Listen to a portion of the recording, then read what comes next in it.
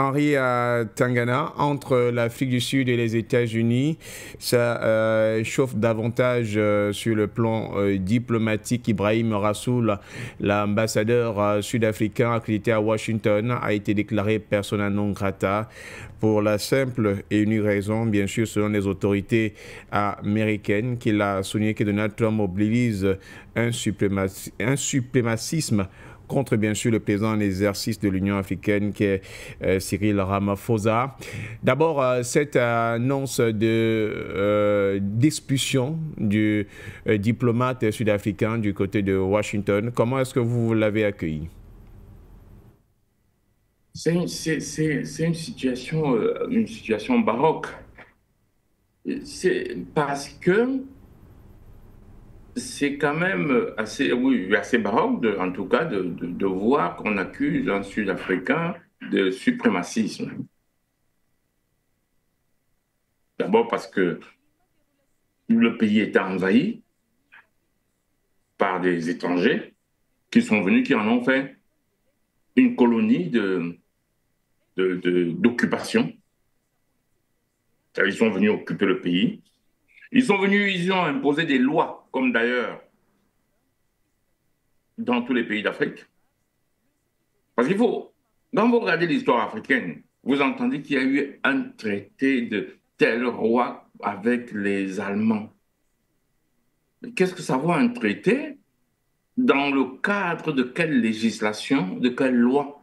Ça, je suis chez moi, tu arrives, tu m'apportes des documents, tu me dis que ça vaut loi. Donc, tu m'expliques ce que c'est que la loi. Parce qu'il faut bien comprendre ce contexte-là. Et tu m'expliques que ce que tu es en train de faire avec moi là a valeur de loi. Sans qu'on ne sache qu'elle est, comme si la notion de loi est une notion universelle. C'est d'ailleurs la raison pour laquelle, après les décolonisations, pendant les indépendances, nos parents tenaient beaucoup qu'on aille à l'école. C'est parce qu'ils comprenaient qu'on les roulait, on leur parlait de ce qu'ils ne comprennent pas. Mais ils n'avaient pas compris que fondamentalement, ce qu'on est venu leur présenter comme étant la loi était une réalité qui leur était étrangère. Pourquoi est-ce que j'explique tout ça? C'est comme ça qu'ils se sont accaparés de nos terrains, de nos espaces vitaux. Ils sont donc devenus propriétaires au nom des lois qu'ils avaient écrites eux-mêmes. C'est pas si vous imaginez la situation de faiblesse.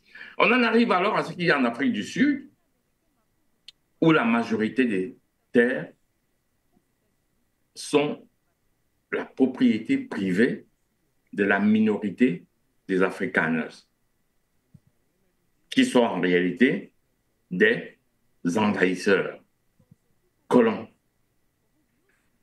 Et on n'a pas envie de démontrer leur suprémacisme. On n'a pas besoin de le démontrer. L'histoire récente était la lutte pour la fin de l'apartheid en Afrique du Sud.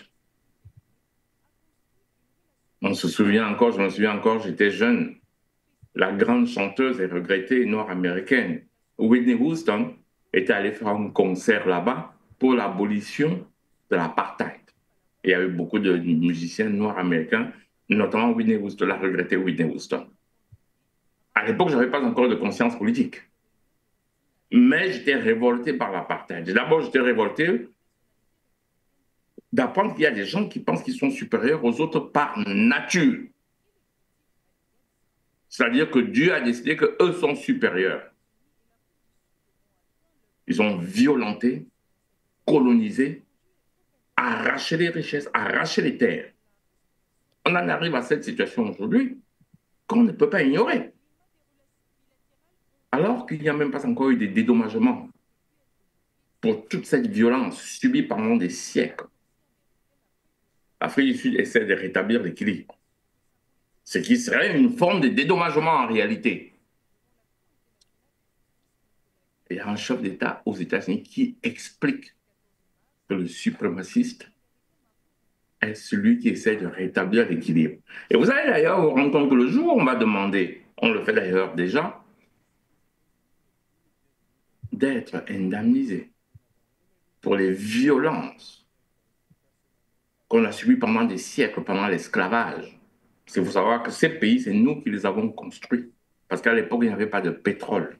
L'énergie était donc la sueur et le sang des Noirs. Des siècles. Personne ne pense à nous indemniser. Les Juifs n'ont subi que quelques temps, hein, pendant la Shoah. Ils sont là, ils sont indemnisés. On a jugé les nazis. Nous, des siècles, aucun jugement n'a été fait, même à titre posthume. Et le capitalisme est né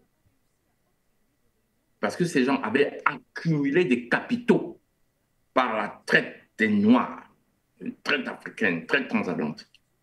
Et c'est comme ça que le capitalisme la question du capitalisme va naître. Et je me souviens avoir discuté avec des Africains qui me parlaient de l'idéologie économique du Cameroun. Je les entendais parler de capitalisme et tout. Je leur ai dit, mais attendez, arrêtez là. Est-ce que vous avez bien lu le capitalisme? Est-ce que vous avez bien lu le socialisme, le marxisme? Les luttes des classes naissent parce qu'il y a des classes qui ont des capitaux suite à la traite négrière et des classes qui sont exploitées. Appliquer ça chez nous demande du recul parce que à la sortie des indépendances, il n'y a pas de capitaux. On démarre la construction de nos pays sans avoir exploité d'autres peuples. Et c'est nouveau. C'était une parenthèse. Juste pour dire que le jour où on va demander des réparations pour ces siècles de sauvagerie à notre égard, de colonisation, de violence à notre égard, ne soyez pas surpris qu'on nous traite de suprémacistes. Rappelez-vous, il y a un humoriste camerounais, Dieudonné Mbala Mbala, qui est traité de raciste parce qu'il a osé faire de l'humour sur les Juifs. Nous, les Noirs, si vous regardez toutes leurs histoires, tout leur humour, c'était sur les Noirs. C'est ça qu'il se passe là en Afrique du Sud. C'est-à-dire que quand on veut réparer, celui qui veut réparer devient le suprémaciste. Ah oui. Comme M. Talo Talo vient de dire, armons-nous. Sors par là.